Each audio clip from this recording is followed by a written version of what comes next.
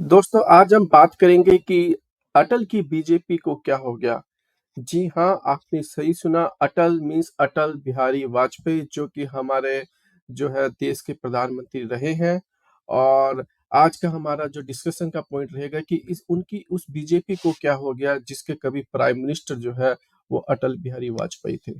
दोस्तों आज हम बात करेंगे हिंदुस्तान की उस पार्लियामेंट की, अपने भारत की उस पार्लियामेंट की, जी हाँ, अपने इंडिया की उस पार्लियामेंट की, जिसके अंदर पक्ष और विपक्ष जो है वो एक दूसरे से प्रश्न करते थे और प्रशंसा से एक दूसरे के क्वेश्चनों का उत्तर देते थे।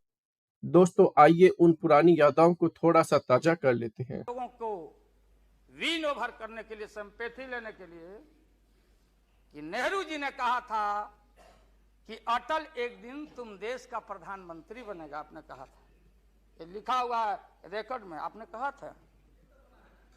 तो आप एक बार नहीं, आप 2 बार हो गए। नेहरू जी तो एक बार बोले, आप हो गए 2 बार।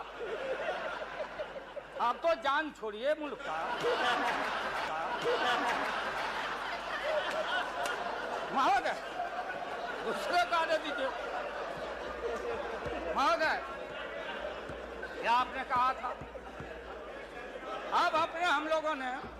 दोस्तों इस लास्ट वीडियो में जो आपने अभी देखा अपनी स्क्रीन के ऊपर, इसके अंदर लालू प्रसाद यादव जी जो है वो अटल बिहारी वाजपेयी की गवर्नमेंट जो है, जब अटल जी प्राइम मिनिस्टर थे, उनके खिलाफ नो कॉन्फिडेंस मोशन आया था और वो एक व्यंग कसते हैं मजाक के अंदर अटल बिहारी वाजपेयी जी के अंदर। और अटल बिहारी वाजपेयी जी जो कि खुद प्राइम मिनिस्टर थे, वो भी उनकी उस बात के ऊपर हंस पड़ते हैं। और नॉट ओनली अटल बिहारी वाजपेयी जी, बल्कि बीजेपी के दूसरे लीडर्स भी।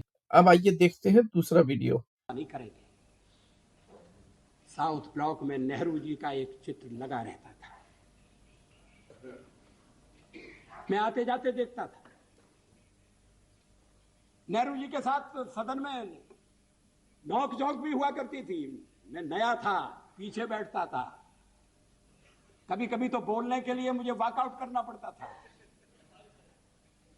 लेकिन धीरे धीरे मैंने जगह बनाई, मैं आगे बढ़ा। और जब मैं विदेश मंत्री बन गया तो एक दिन मैंने देखा कि गलियारे में टंगा हुआ नेहरू जी का फोटो का एक है।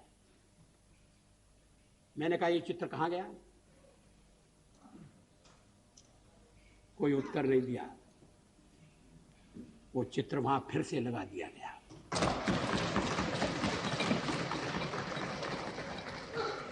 क्या इस भावना की कद्र है? क्या देश में ये भावना पनपे? ये थी पुरानी बीजेपी और उनके बड़े नेता अटल बिहारी वाजपेयी जी। और अब जो है बीजेपी कंप्लीटली बदल चुकी है प्राइम मिनिस्टर मोदी के जब से प्राइम मिनिस्टर बने हैं।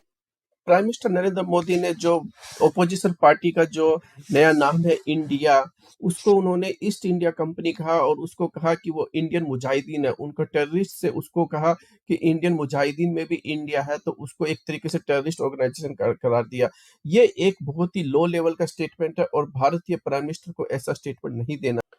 ये बहुत ही लो लेवल का स्टेटमेंट था। प्राइम मिनिस्टर मोदी को ऐसा स्टेटमेंट बिल्कुल नहीं देना चाहिए था। उनको ये समझना चाहिए कि भारत के हर लीगल डॉक्यूमेंट के ऊपर इंग्लिश के अंदर इंडिया लिखा जाता है, भारत के पासपोर्ट के ऊपर इंडिया लिखा जाता है, हर स्कीम के ऊपर जो है वो इंडिया लिखा जाता है। और जो ये जो ओपोजिशन के लीडर्स है, ये कोई एलियंस नहीं है। कई ओपोजिशन की जो सरकारें हैं वो कई स्टेट्स के अंदर उनकी सरकारें भी हैं। तो क्या वो टेररिस्ट ऑर्गेनाइजेशंस है? क्या क्या फिर उन स्टेट्स के अंदर क्या टेररिस्ट की सरकार है? क्या राजस्थान में टेररिस्ट की सरकार है, या कर्नाटका में टेररिस्ट की सरकार है, या दिल्ली में टेररिस्ट की सरकार है, या बंगाल में टेररिस्ट की सरकार है? प्राइम मिनिस्टर को ये सोचना चाहिए कि आप 24 घंटे 24/7 जो है इलेक्शन की रैलीज नहीं कर सकते। आपको पार्लियामेंट की गरिमा को बना के रखना पड़ेगा और आपको एक हेल्दी डिबेट करनी पड़ेगी। और आपका ये रिस्पॉन्सिबिलिटी बनता है कि आप उस चीज के अंदर इनिशिएटिव लें।